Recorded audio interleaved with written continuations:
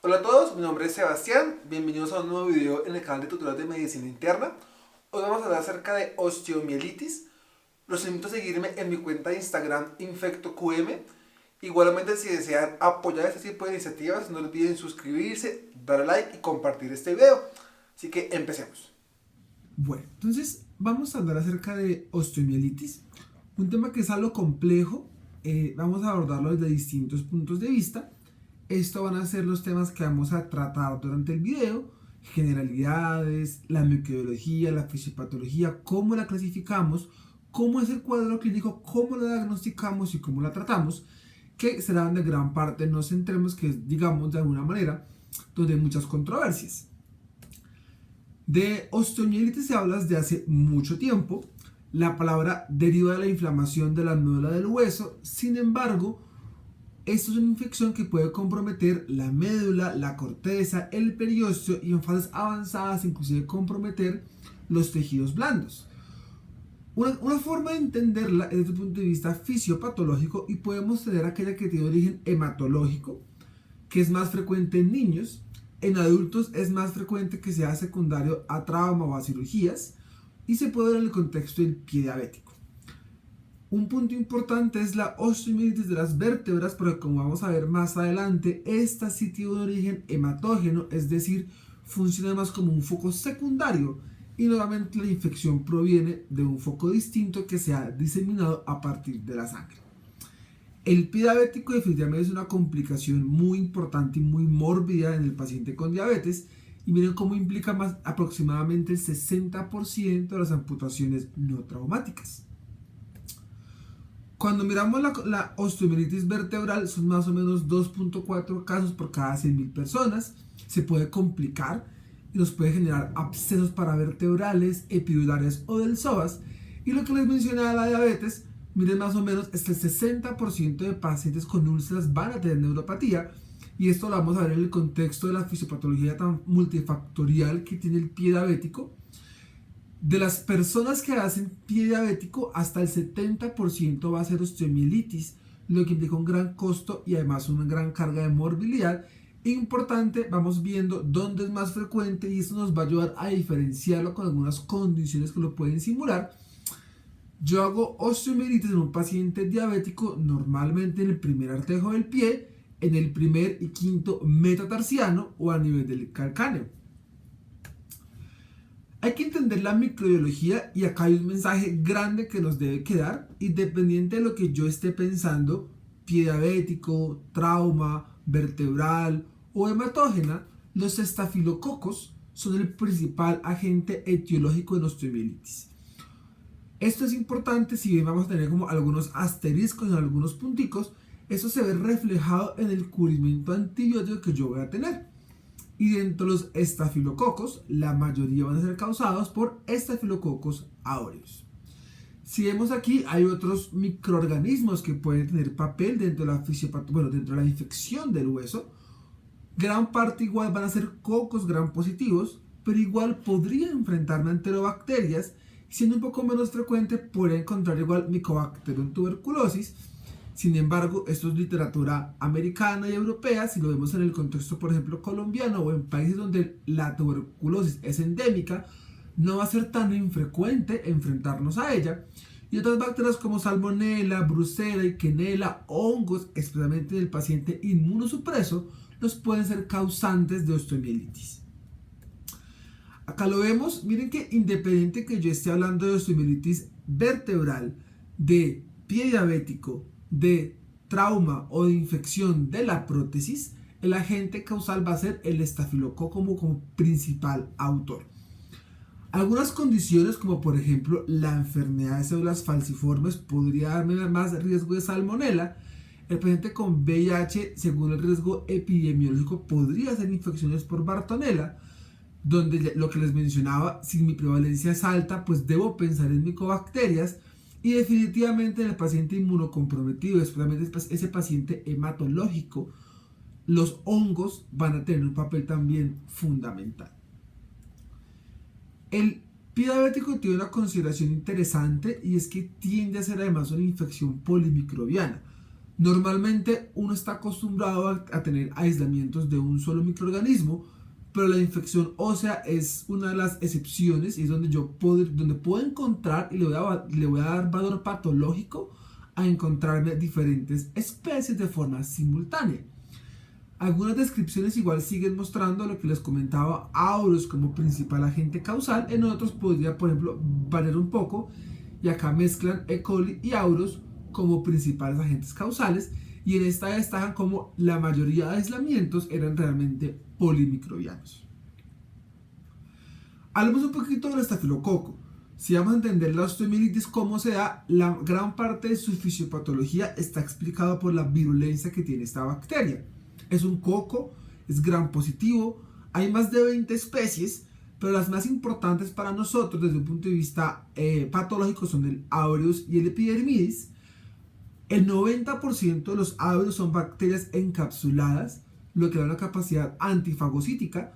Los que no lo son tienen capacidad de sobrevivir de forma intracelular, y aquí vamos entendiendo por qué las infecciones óseas son tan complejas de erradicar. Hasta un 20% de pacientes normalmente está colonizado por aureus, y hasta el 70% alguna vez en su vida ha estado en contacto con esta bacteria. Toda esta parte de la virulencia, hemolicinas, lipasas, proteasas, hialuronidasas, nucleasas y colagenasas son las que le permiten hacer una infección a nivel del hueso y permitir permanecer ahí, como vamos a ver un poquitico más adelante. Esto es sumamente interesante, se llaman los SCRAMs, que son los componentes de la superficie microbiana que reconocen moléculas de adhesión de la matriz, algunos descritos en aureus, la SPA, que es una de las más importantes como factor de virulencia, otros descritos en epidermidis, y lo importante es que la interacción de estos componentes funcionan a este nivel, que son componentes muy prevalentes a nivel del hueso: el colágeno tipo 1, los protoglicanos, la fibronectina, osteonectina, osteopontina, estocalcina y saloproteína ósea. Es decir, los estafilos vienen cargados con todo un armamento que les permite degradar y destruir lo que normalmente conforma el tejido óseo.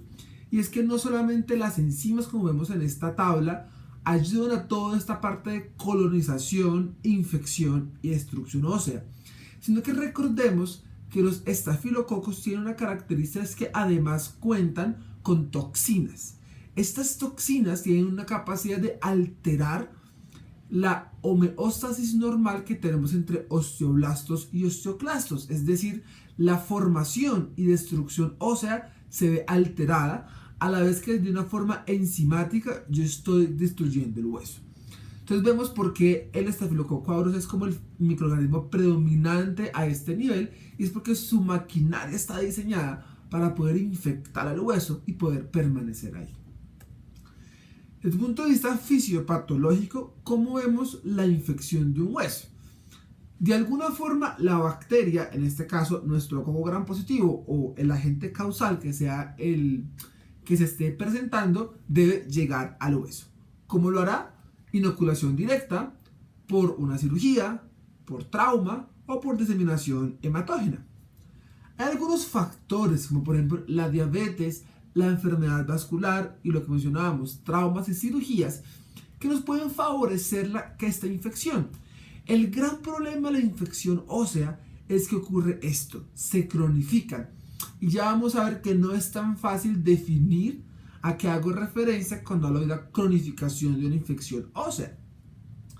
Acá vemos, hay factores locales, por ejemplo, presencia de cuerpos extraños como las prótesis, la necrosis ósea, la contaminación del hueso, que nos funcionan y nos pueden favorecer todo este tipo de infecciones.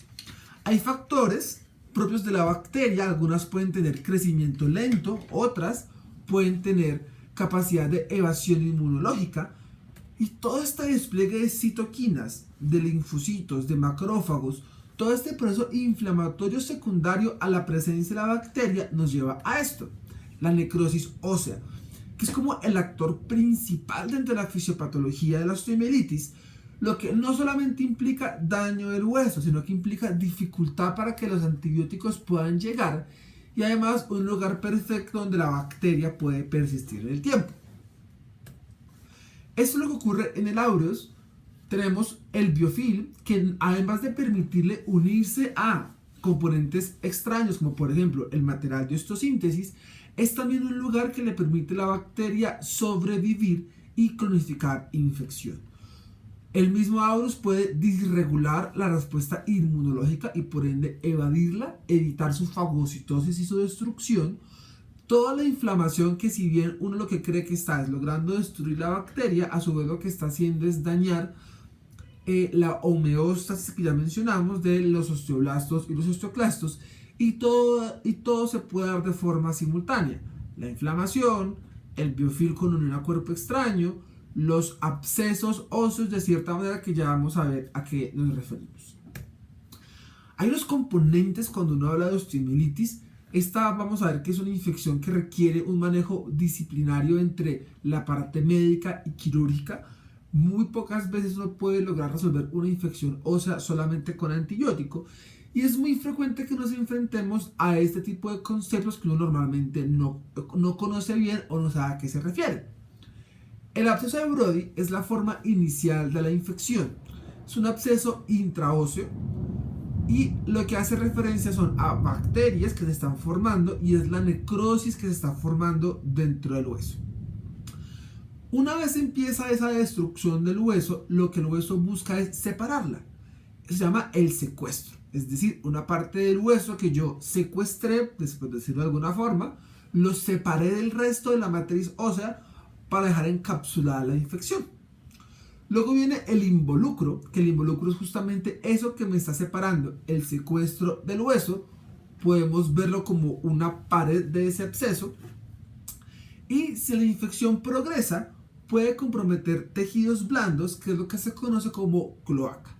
De forma gráfica, eso es lo que vemos. El absceso de Brody, que es el signo de osteomielitis aguda, que posteriormente va a progresar y formarnos el secuestro, que es lo que vemos acá. El involucro, que es lo que me separa del secuestro, y la posibilidad de una cloaca si compromete tejidos blandos. ¿Por qué es importante conocer estos conceptos? Porque si yo he desarrollado secuestro, involucro y o cloaca, es una osteomielitis crónica. Y es más fácil poder distinguirlas o armarme un concepto de cronicidad a partir de la fisiopatología que a partir de temporalidad, como lo hacemos en muchos otros escenarios. En el pie diabético hay una combinación de factores que no solamente dependen de la presencia de úlceras. Uno le afanan mucho las úlceras y uno cree que la úlcera es lo que causa la infección, o la infección causa la úlcera, y realmente el problema es lo segundo. Es decir, la úlcera es quien me causó la infección, porque normalmente la úlcera aparece de externo hacia interno. Toda una combinación de factores de la diabetes, la neuropatía, la vasculopatía, la misma biomecánica del pie que se va perdiendo, que favorecen daño, que favorecen ruptura de la barrera cutánea normal y la posibilidad de hacer infecciones. ¿Cómo la clasificamos? ¿Cómo clasificamos la osteomielitis? Entonces, esta es la clasificación que se usa en ortopedia. Es una clasificación que tiene en cuenta factores anatómicos y factores fisiológicos. La utilidad para ellos está en cierto modo en entender el planeamiento quirúrgico. Cuando uno busca, hay más de 15 clasificaciones de osteomielitis, todas diferentes entre sí. En cierto modo, las que más uno usa y a veces ha escuchado puede ser, por ejemplo, la de Lev y Vogel. Y esta clasificación no la parte desde un punto de vista fisiopatológico. Es decir, puedo tener aquella que es hematógena, aquella que viene por un foco continuo asociado a trauma, a cirugía, a tejidos blandos o a prótesis, o la que está asociada a insuficiencia vascular, que por excelencia va a ser el pie diabético. Aquí les traigo alguna descripción de tiempo. Sin embargo, esto no es tan preciso y no es una regla. No es decir que toda infección por encima de 3 meses va a ser crónica, toda por debajo de 10 días es aguda, porque no es fácil. Digamos que para términos prácticos, la mejor forma de yo separar infecciones agudas y crónicas del hueso es basada en los hallazgos intraoperatorios del secuestro, el involucro y la posibilidad de una cloaca. El pie diabético es importantísimo clasificarlo, porque es que esto nos da un concepto de manejo antibiótico y de severidad de la infección. Es muy popular uno escuchar el Wagner y se usa con una alta frecuencia. Sin embargo, desde un punto de vista infeccioso y para un concepto de un pie diabético en quien yo sospecho osteomielitis, puede que sea insuficiente. ¿Por qué? Porque es que no tiene en cuenta la isquemia, no tiene en cuenta la infección, ni tampoco las comorbilidades del paciente. En la guía de la ITSA está recomendada la clasificación de la ITSA, que es un equivalente igualmente al PEDIS. Digamos que debería ser la que uno use idealmente porque le da un contexto más global del paciente. Y podemos ver el pie diabético como infectado, como leve, como moderado y como severo. Recordemos que el pie diabético es un espectro que va desde la infección de tejidos blandos hasta la osteomielitis. En este caso, la infección leve es aquella que tiene una úlcera que tiene compromiso únicamente de tejidos blandos, listo, está limitada a la piel, y la úlcera es menor a 2 centímetros. Cuando la úlcera es más de 2 centímetros o vamos hasta tejido más profundo, inclusive hueso, hablamos de una infección moderada.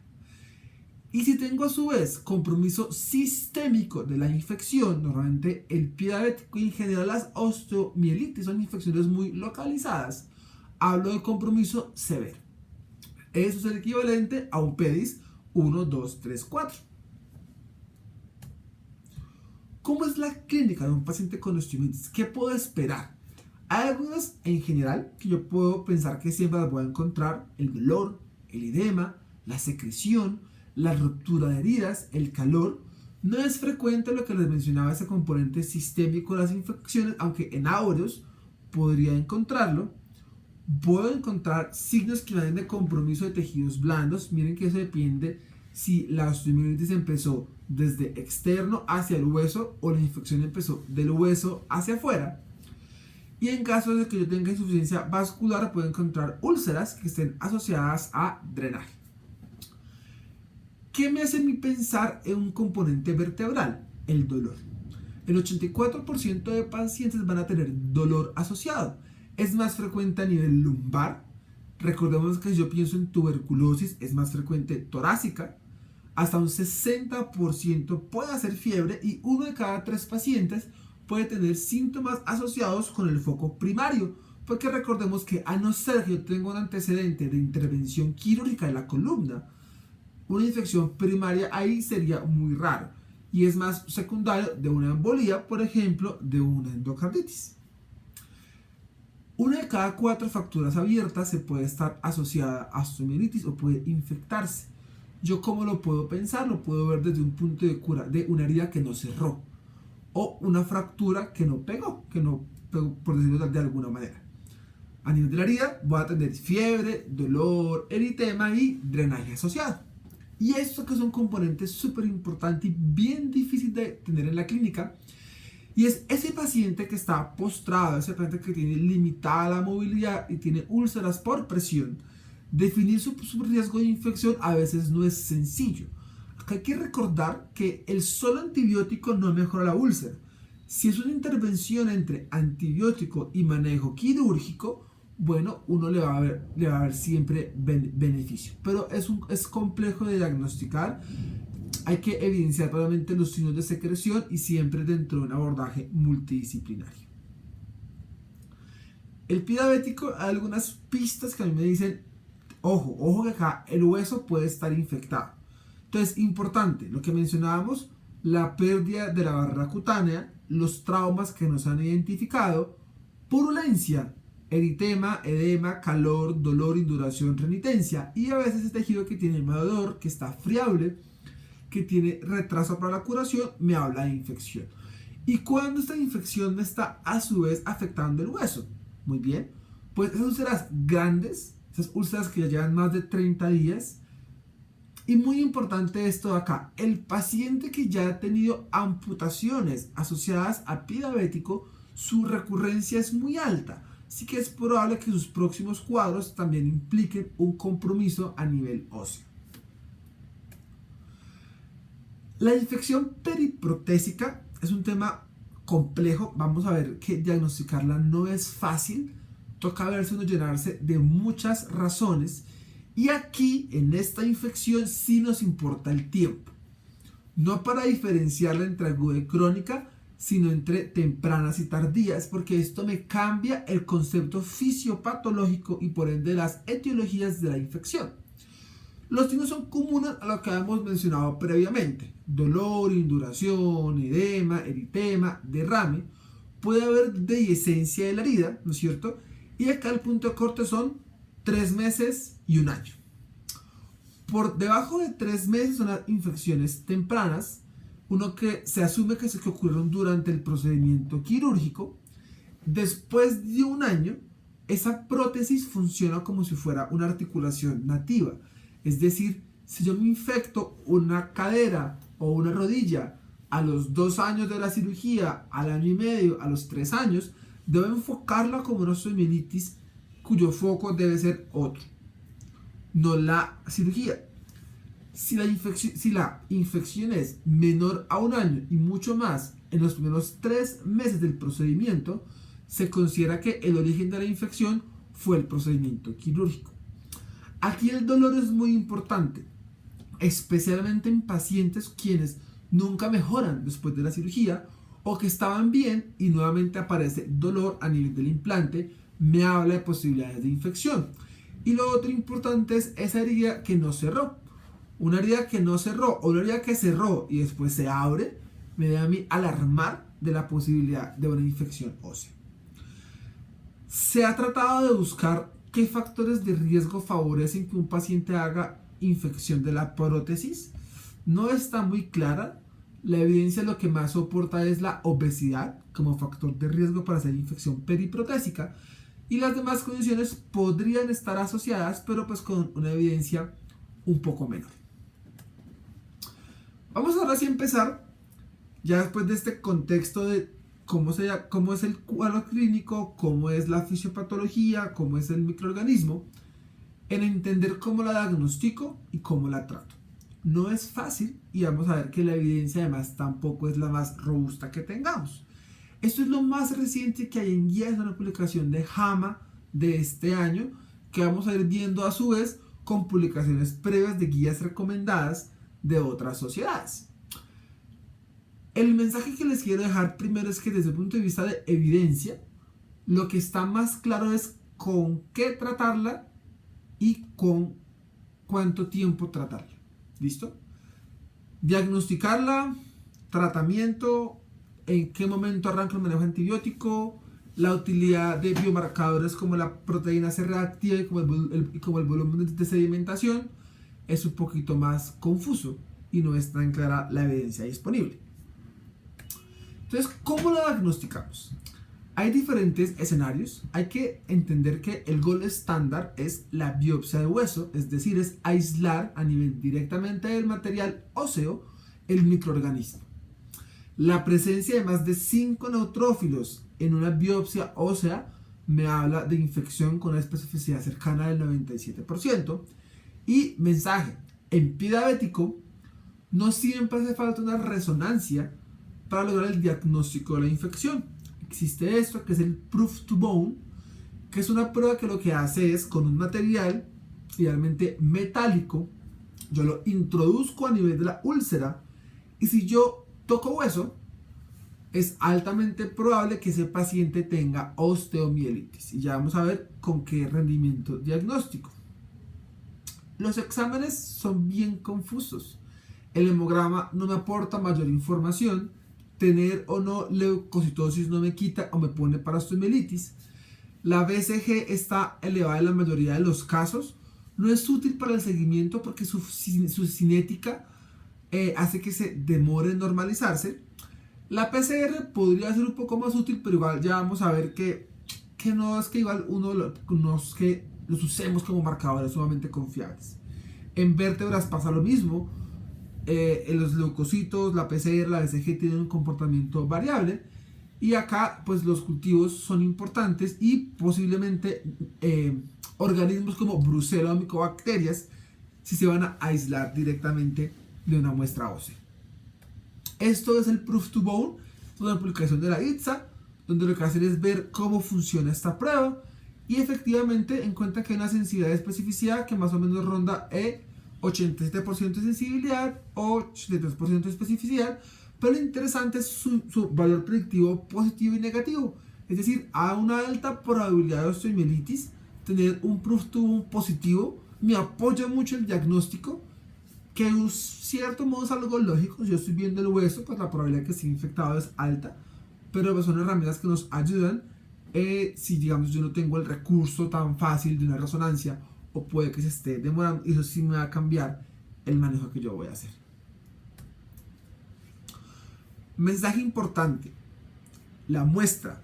¿Qué muestra yo uso en una infección ósea? Y la muestra es muestra de hueso, ¿listo? Ya sea de biopsia ósea, ya sea de curetaje, ya sea intraquirúrgica, pero las muestras tomadas con hisopos, con copitos que se toman ahí durante la curación no sirven. Y este artículo nos da evidencia de eso que siempre hemos escuchado. Miren cómo este tipo de muestras son las que peor se correlacionan realmente con la biopsia ósea.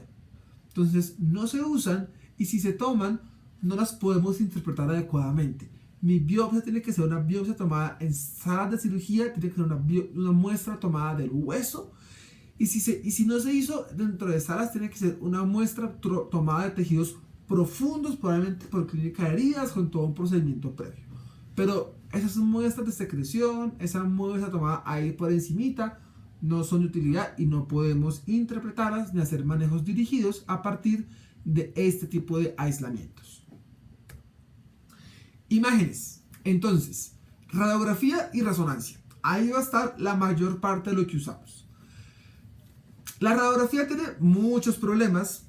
No las usamos como estudio inicial, aunque al ortopedista le va a ayudar mucho en su tratamiento quirúrgico, por lo cual igual va a entrar en algún punto dentro del estudio, pero para el diagnóstico de la osteomielitis no es útil.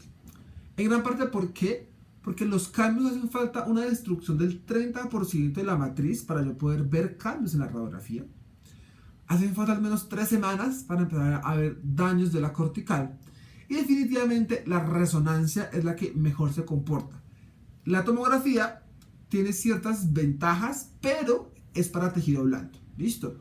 Si yo estoy queriendo ver abscesos, tal vez fístulas o algo adicional, ok. Pero en términos generales, y acaba el otro mensaje grandote, resonancia es el estudio de elección para la osteomielitis.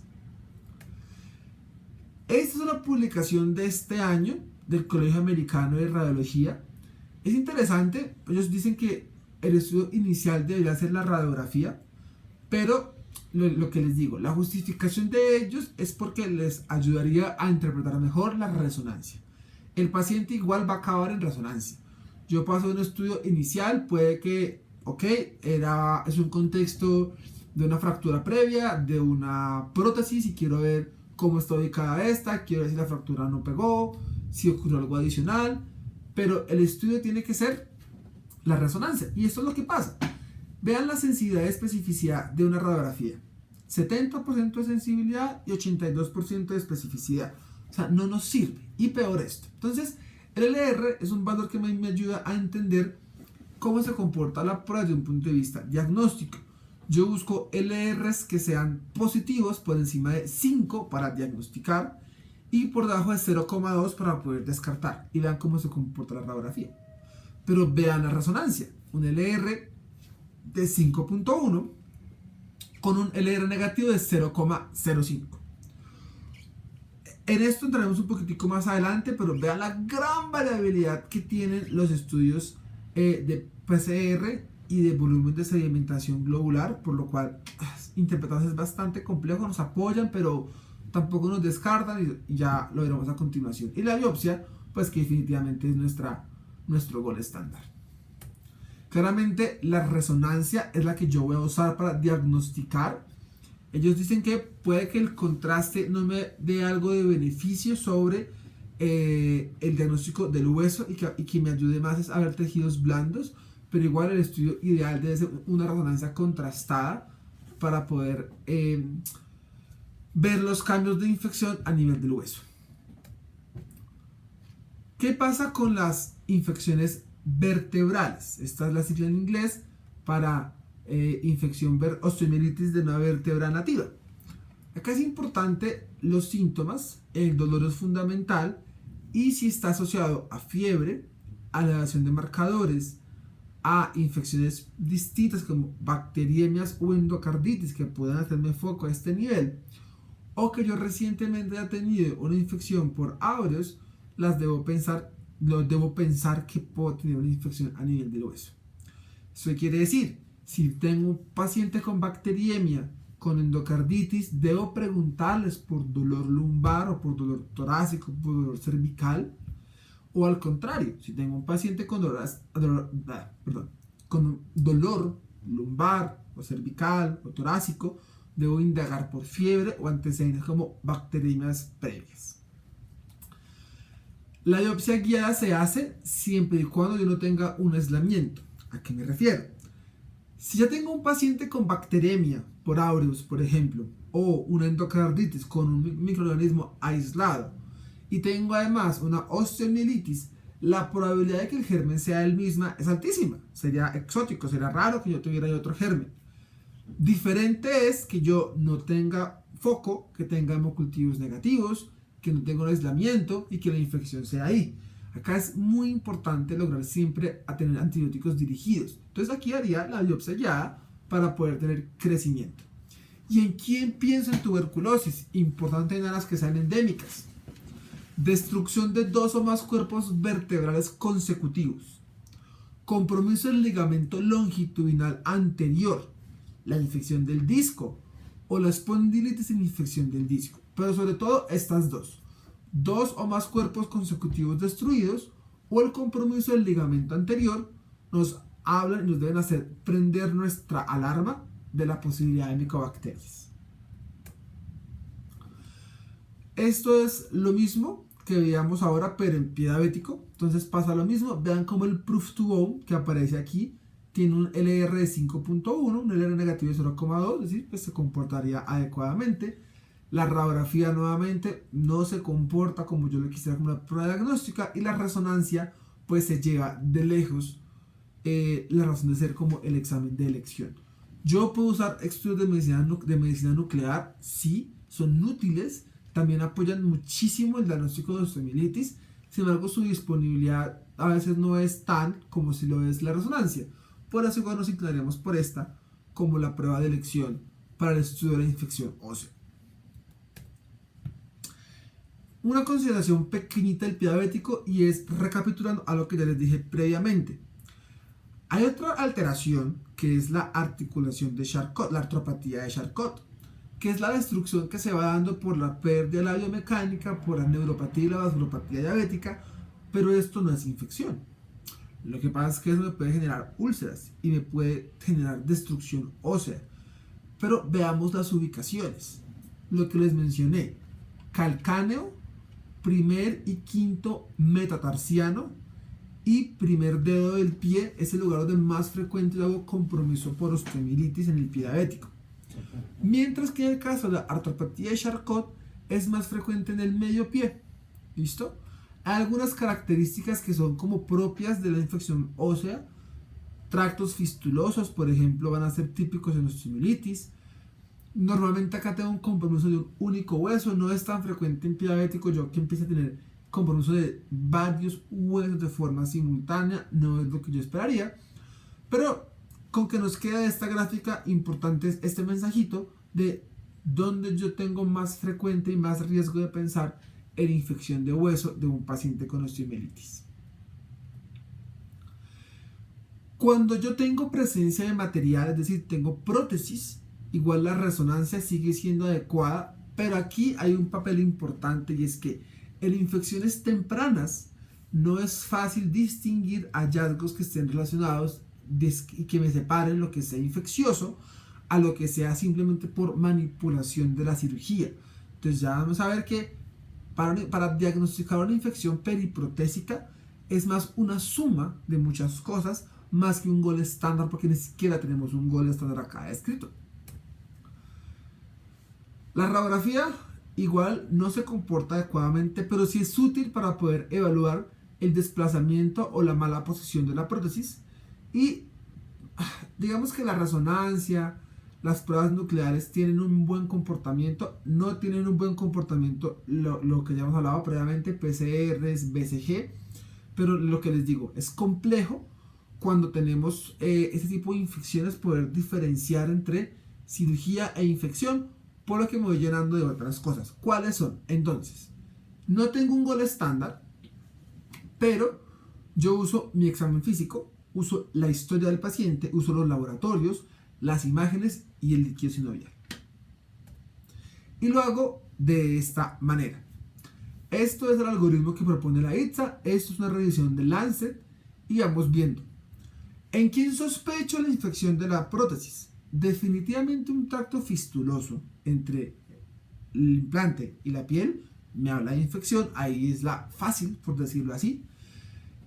Si tengo heridas que drenan, heridas que no cierran o dolor crónico, entonces debo pensar en esta infección, debo verla en conjunto con el ortopedista. Al final, quien va a tomar decisiones van a ser ellos, porque entrar a operar este tipo de procedimientos, pues uno tiene alto riesgo de perder lo que se hizo y pues lo que les digo, no va a ser sencillo. Debo tomar hemocultivos, debo evaluar los marcadores como la PCR, como la BCG, para apoyarme, no que porque uno esté positivo o negativo me va a confirmar o me va a descartar la infección. Si yo digo que no tengo la infección después de hacer todo esto, perfecto. Si sí la tengo, lo primero que podría hacer es estudiar el líquido sinovial. Con el primer gran asterisco, no sabemos cómo interpretarlo claramente. Esto no se comporta igual que una artritis séptica. Acá no tenemos un punto de corte estandarizado. Esto es lo que da el artículo de Lancet. Ellos dicen, si usted tiene más de 1100 a 1700 células y más del 65% de neutrófilos, considérelo como infección. Miren que son puntos son puntos de corte bajos, si uno los compara con lo que uno espera, por ejemplo, en artritis séptica. Y acá vamos viendo uno de los limitantes. Con base en esto, se tendrá que definir si el paciente lo va a operar o va a esperar, y si lo va a operar, idealmente pues sí tomaríamos muestras intraquirúrgicas, que serán como que lo que más nos ayudaría. ¿Y cómo las interpreto? ¿Tengo cultivos positivos con el mismo microorganismo? ¿O tengo el tracto, lo que les llama la fístula, asociado a aumento de PCRs, de BCG, leucocitosis o el componente del fluido, o hallazgos histopatológicos? Esto es gris, o sea, no es fácil, y lo que uno hace es que se va apoyando de varios escenarios.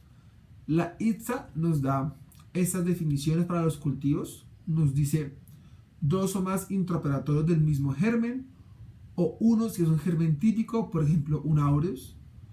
Si yo hago un aspirado, igual, o la presencia de bacterias contaminantes, dígase por ejemplo los estafilococos coagulasa negativos, como los epidermidis, saprofíticos, esos sí que son más complejos de interpretar. Pero si yo lo tengo, crece en diferentes muestras, pues me va a dar mucho más valor. Pero miren cómo aún en ausencia de todo esto, si mi sospecha sigue siendo alta, pues yo podría aún estar pensando que estoy frente a una infección periprotésica. Listo, entonces ya hemos visto cómo la diagnostico, ahora cómo la trato. Y acá otro mensaje grande. Cuando uno está en urgencias y se enfrenta a una infección de un pie diabético o una osteomielitis, o en general con las infecciones, uno le afana mucho el manejo antibiótico.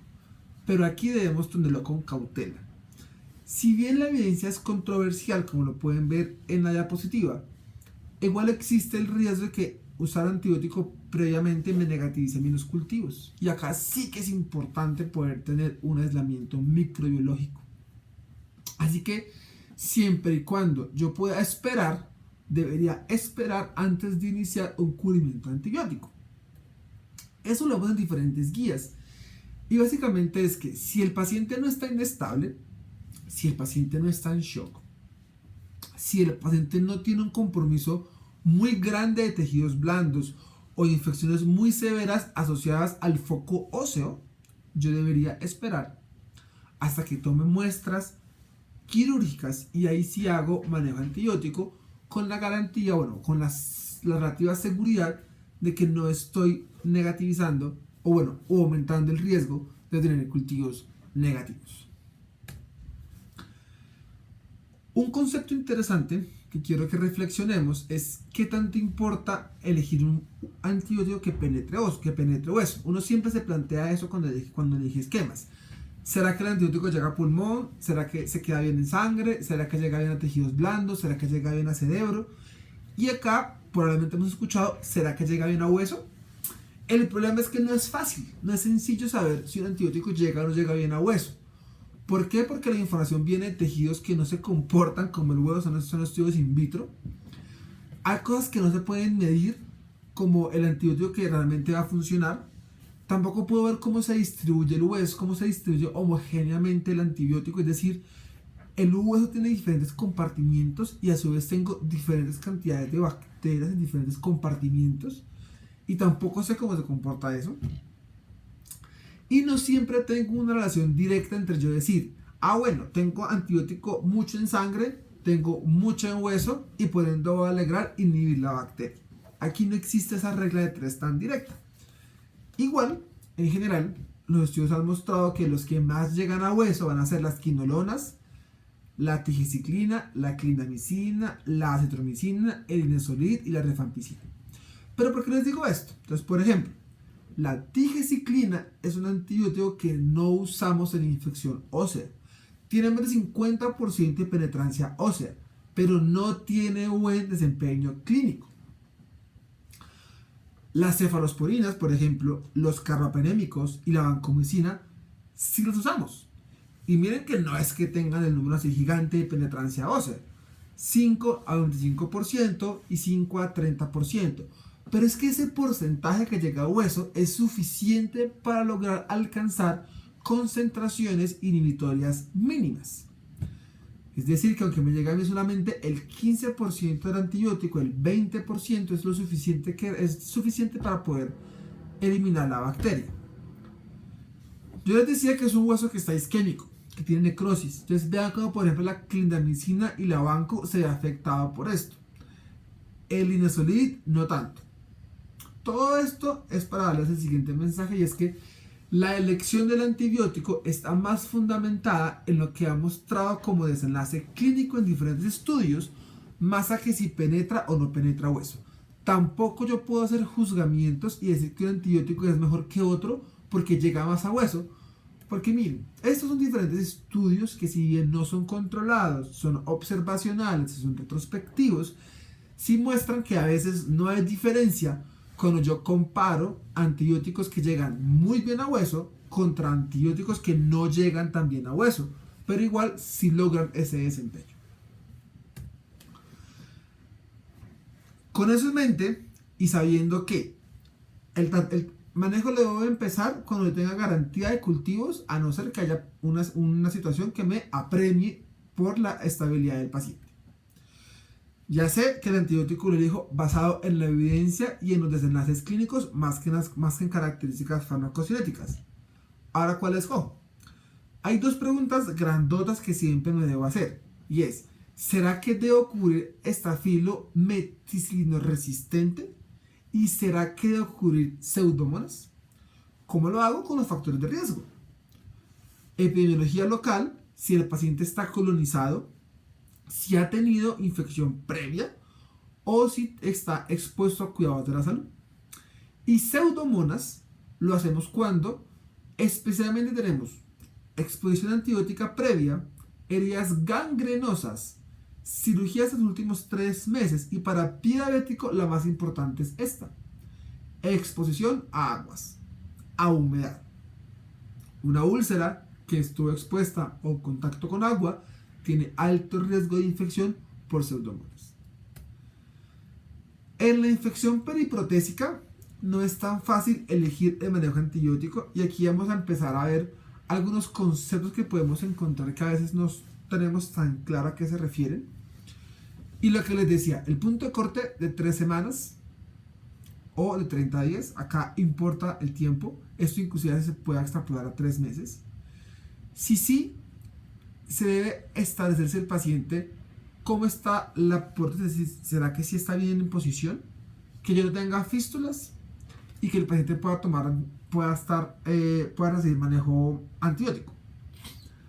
En ese orden de ideas, el paciente iría a esto que se llama DART.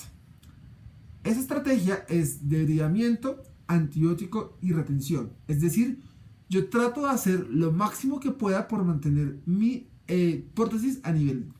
Si no, entran a cirugía.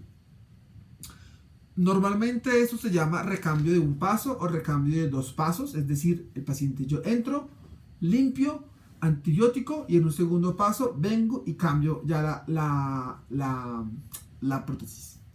O en un solo tiempo entro, limpio, saco y pongo la nueva. A veces no se puede hacer y tocará hacer artroplastias, artrosis e inclusive llegar a amputaciones, pero lo que les mencionaba, eso sí es una decisión quirúrgica donde la parte médica estamos apoyando respecto al manejo antibiótico, pero pues debemos entender qué conductas se están tomando.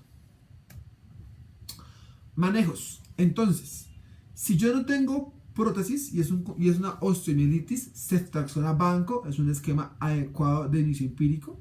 Si yo requiero cubrir pseudomonas, pues probablemente haré un ajuste acá de manejo antibiótico. En pie diabético a veces se afana por unos esquemas similares, pero no necesariamente. Amposulbactam es un cubrimiento suficiente para un pie diabético. A no ser que yo tenga riesgo de pseudomonas, haré un cambio adicional, pero no tengo afán en poner otros cubrimientos, a no ser lo que les digo que tenga factores de riesgo. Infecciones que estén por debajo de los 3 meses, banco ceftriaxona o banco con cubrimiento para pseudomonas, y por encima de 3 meses, banco ceftriaxona como manejo de una osteomielitis nativa. Acá les dejo esta tabla. Finalmente, mi objetivo es lograr un aislamiento, ya sea aureus, ya sea estreptococos, enterococos, pseudomonas, enterobacterias, y mi objetivo es darle cubrimiento dirigido hacia el aislamiento, y que es por eso la insistencia tan importante que uno habla en este tipo de infecciones de tengamos muestras, si lo operan, tomen muestra de tejido, tomen muestra de hueso, tomen muestra de lo que queda, para yo poder saber. Ahora, rifampicina. La evidencia aún es controversial de usar rifampicina en osteomielitis. Su mayor valor sigue siendo probablemente en la presencia de material protésico y en el contexto de Staphylococcus aureus. Nunca en monoterapia. Y se usa como un antibiótico que nos favorece sobre todo la eliminación de esas bacterias que estaban guardadas dentro del biofilm y que no se están replicando tan activamente como otras. Los cementos, en ortopedia se usan cementos con antibióticos. Mensaje chiquito de esta diapositiva, eso no presiona resistencia antibiótica. No porque un paciente tenga un cemento impregnado de antibiótico va a hacer que sus futuras infecciones sean por microorganismos más resistentes. Ahora, vamos a hablar ya finalmente de tiempo antibiótico y vía del antibiótico. Este artículo es un artículo de 1970, que fue el primer artículo que habló de la infección ósea, y de aquí sale el concepto del tratamiento a 6 semanas y que debía ser endovenoso. Desde ahí se ha sido un dogma que traíamos del manejo IV de las infecciones. Les recomiendo este artículo, es un artículo publicado en el 2022 que se llama La vía oral es la nueva vía endovenosa.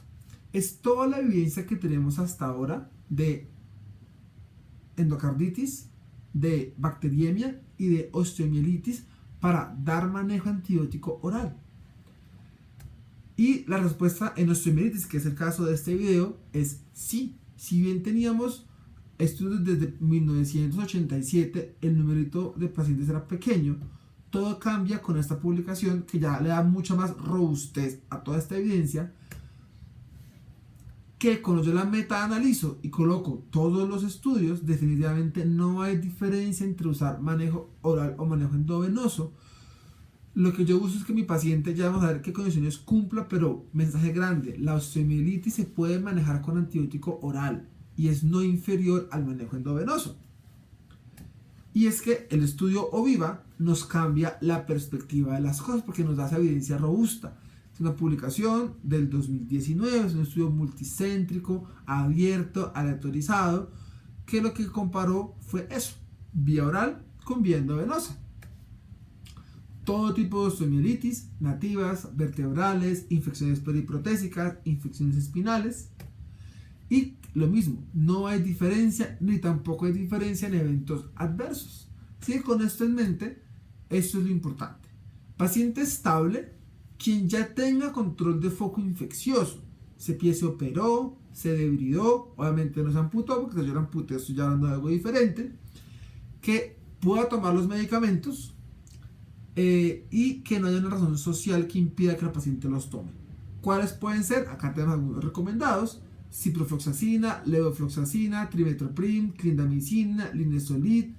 La doxycycline es una opción sumamente interesante para manejo oral de osteomielitis, así que recuerden eso, la osteomielitis la puedo manejar por vía oral. ¿Cuánto tiempo? 6 semanas es suficiente, ¿listo? Y es, digamos, que donde está la mayor recomendación. En la otra pues varía un poco.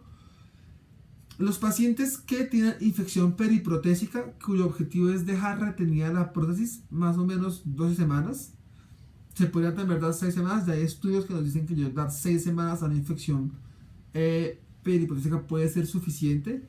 Si el paciente se hace amputación, es decir, yo hago una remoción completa del foco, se puede retirar de una vez a las 24 horas, 48 horas, nunca más de 5 días se deberá quedar el antibiótico. Y las infecciones periprotésicas en quienes se hace recambio, lo que les digo, igual de 6 a 2 semanas, pero acá pues es un poquitico más gris como la evidencia disponible. Pie diabético, estamos acostumbrados más o menos a hablar de lo mismo, 6 semanas. Sin embargo, este estudio, lo primero es acá, la amputación. Si el pie se amputa, yo lo podría suspender inmediatamente. La respuesta es sí. No hay necesidad de esperar 24 a 48 horas.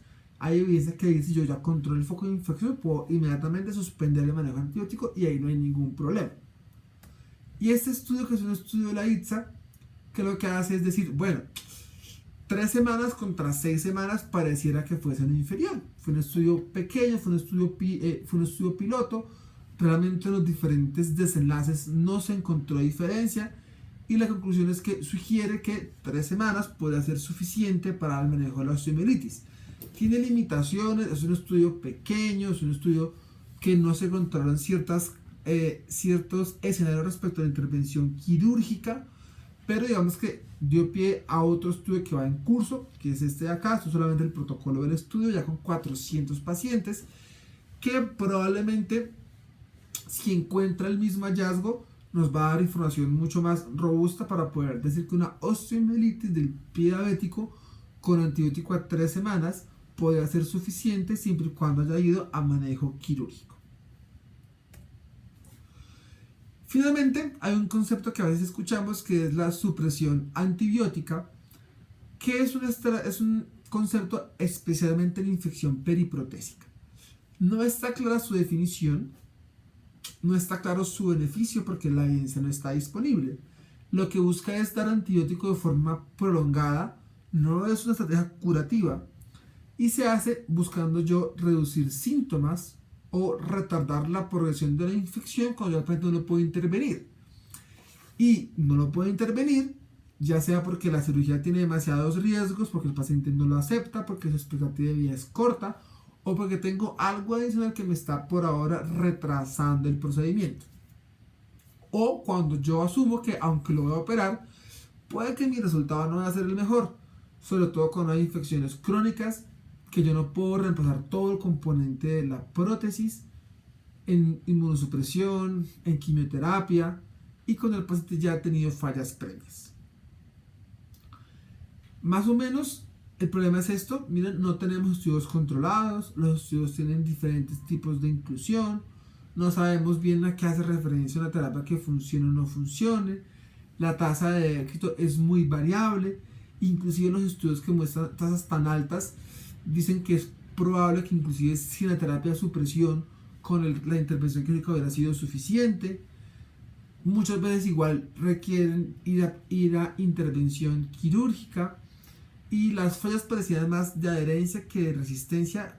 Nuevamente, no es suficiente como evidencia robusta, pero tampoco pareciera que esa estrategia me presionara a mí infecciones multidrogo resistentes. Estos son algunos antibióticos descritos que tienen cierto grado de utilidad. Yo puedo usar cefalexina, puedo usar clindamicina, puedo usar penicilinas.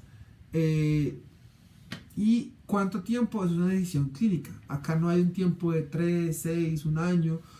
Se podrá suspender y luego reiniciar, pero eso podrá inducir más fallos. No es una decisión que tenga una recomendación tan clara, realmente es una explicación mucho más gris, pero hay que entender y conocer el concepto. Inclusive hay estudios como este, que es un estudio de una corte donde usaban antibióticos endovenosos como último recurso para bacterias multidrogoresistentes, pero pues digamos es observacional, es solamente como un concepto de la experiencia de ellos. A nosotros nos implicaría unos como retos del ecosistema que no como entraríamos a utilizar, pero nuevamente es una estrategia que se hace a partir de una decisión y un juicio clínico. Y el seguimiento, otro y ya como el último gran mensaje, y es que la osteomielitis se sigue a partir de la clínica. Nada funciona, o sea, nada tiene un mejor rendimiento a que un paciente vaya bien y que esté respondiendo al manejo antibiótico instaurado. El uso de la PCR, el uso de la BCG no han mostrado utilidad. Si bien nos pueden guiar, si bien uno espera que se negativicen, uno espera que se disminuyan, esto no ha mostrado cambios realmente en desenlaces y cambios significativos en el tratamiento. Las imágenes son útiles si estoy pensando en otras complicaciones asociadas que me están perpetuando la infección. Es decir, un absceso, es decir, una fístula, porque los cambios de imágenes del hueso se demoran en desaparecer mucho más allá que el tiempo antibiótico. Por ende, nuevamente, lo más importante es la mejoría clínica. Si el paciente va bien, para mí me da tranquilidad de que la infección se está mejorando. Si no, pues tendré que empezar a llenarme de razones y a pensar no en buscar realce óseo o problema del hueso, sino probablemente en resistencias, probablemente en focos no controlados y apoyarme en estudios en sangre que nuevamente el hecho de que estén negativos o que estén positivos no funcionan como una verdad única. Y esto es lo que tenía para contarles. Espero les haya gustado el video. No olviden darle like, compartirlo y seguirme en mi cuenta de Instagram,